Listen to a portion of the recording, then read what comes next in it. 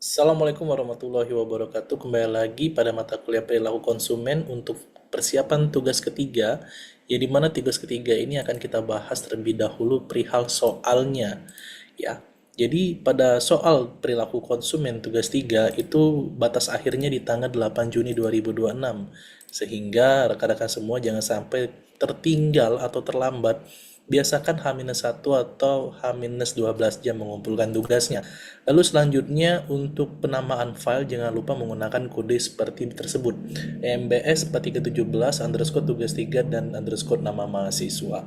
Nah, di sini kita akan membahas terkait dengan soal yang cukup panjang pada perilaku konsumen karena sepertinya soal yang dikemukakan ini adalah soal studi kasus, yang dimana di sini kita akan membahas korelasi makanan dan perilaku individu dalam konteks sosial budaya. Makanan merupakan salah satu aspek fundamental dalam kehidupan manusia. Tentu saja tanpa makan kita tidak bisa hidup ya. Sehingga kita ada dua pilihan, bekerja untuk makan atau makan untuk bekerja. Nah, di sini berdasarkan pernyataan kedua, makanan dapat berperan sebagai alat komunikasi dalam masyarakat. Nah, di sini sebagai kata kuncinya di mana melalui berbagai makanan, individu tidak hanya berbagi nutrisi, tetapi juga cerita, tradisi, dan nilai-nilai yang mereka anut, yang diikuti dalam penelitian-penelitian para ahli.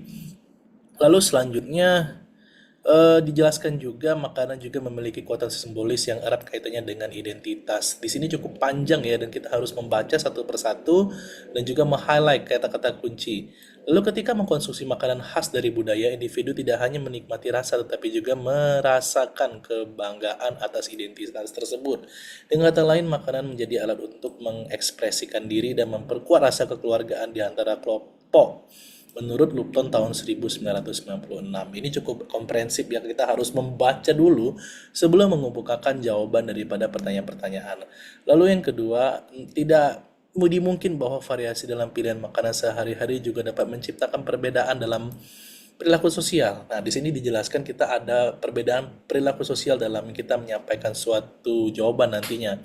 Ketidaksesuaian dalam preferensi makanan ini dapat memicu perdebatan bahkan konflik sosial, terutama jika individu merasa nilai-nilai mereka dipertanyakan. Nah, itu salah satu contoh yang bisa didebatkan itu adalah tim bubur diaduk atau tim bubur tidak diaduk.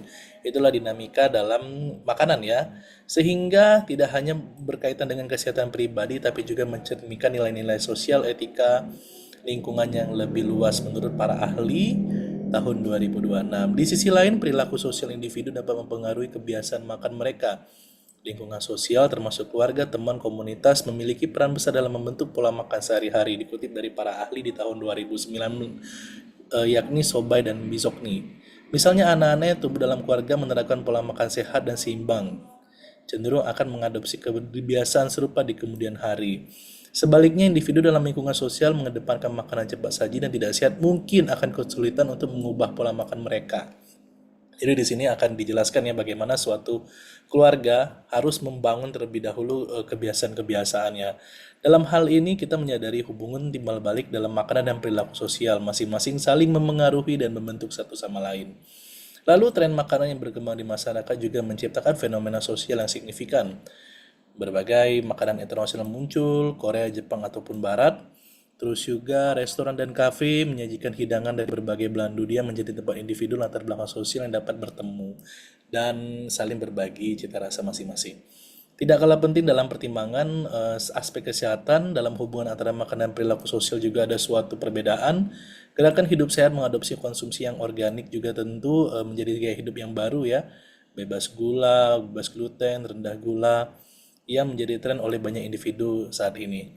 Dalam konteks globalisasi, dampak makanan terlalu tentu terdapat perilaku sosial yang juga meluas ya. Seperti makanan cepat saji tidak hanya menjadi fenomena di negara barat tapi juga merambah di belahan dunia.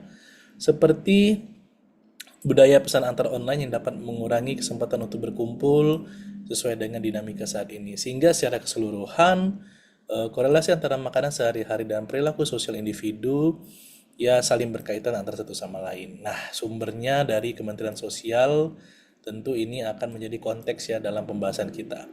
Nah, kita sudah membaca kasus yang sudah terjadi ya, sehingga kita perlu secara mendalam terkait dengan kebutuhan yang dibutuhkan, sehingga kita bisa melihat bagaimana dinamika yang bisa terjadi dalam suatu kasus. Nah, lalu kita akan membahas kasus tersebut secara mendalam. Kita akan masuk ke dalam pertanyaan. Jelaskan bagaimana budaya atau culture dalam konteks makanan membentuk perilaku konsumsi. Lalu berdasarkan kasus di atas, bagaimana makanan berfungsi sebagai simbol identitas.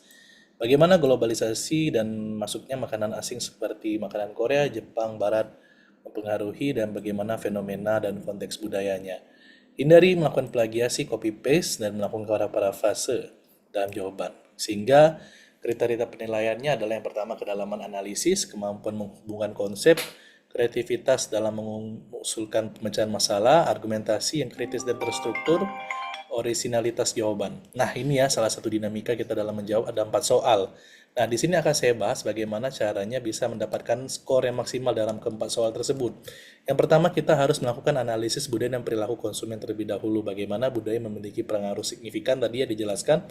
Yang kedua, simbolisme makanan dalam identitas sosial kita perlu jelaskan.